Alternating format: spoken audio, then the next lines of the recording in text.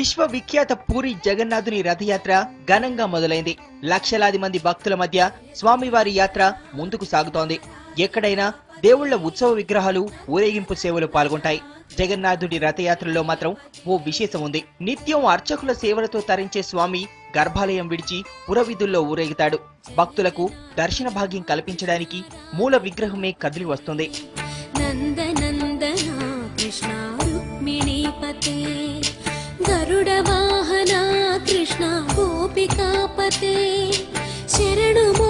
లక్షలాది మంది భక్తుల మధ్య ఊరేగే స్వామివారి రథయాత్రలో అడుగడుగున అద్భుత ఘట్టాలు కనిపిస్తాయి.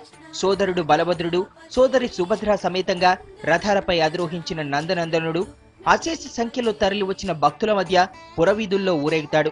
శ్రీమందిరం నుంచి మొదలయ్యే యాత్ర 12 రోజులు అంగరంగ వైభవంగా సాగుతుంది.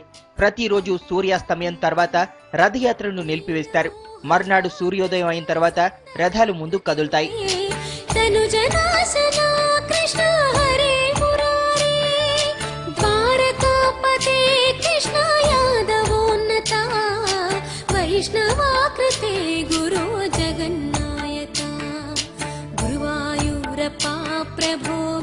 స్వామివారికి విశిష్ట సేవగా భావించే రథయాత్రలో కాలాలు మారినా, సాంకేతిక పరిజ్ఞానం ఎంత పెరిగినా సాంప్రదాయానికి పెద్దపీట వేస్తున్నారు.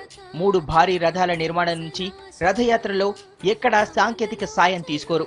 సర్వం జగన్నాథం అంటూ భక్తులే రథాన్ని లాగుతారు.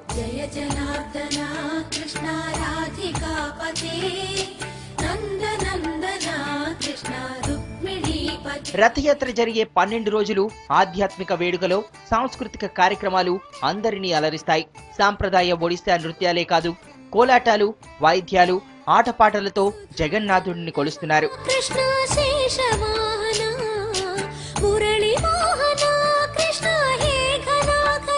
ఈ యాత్రలో మహాప్రసాదానికి విశిష్ట స్థానం ఉంది. ఈ ప్రసాదంలో నిత్య జీవితంలో సాధారణ మానవుడు ఆరగించే అన్నం, పప్పు కూరలు వంటి వంటకాలుంటాయి. ఈ మహాప్రసాదాన్ని భక్తులంతా కుల, మత, వర్గ, వర్ణ విభేదాలు లేకుండా కలిసి స్వీకరించడం మరో విశేషం.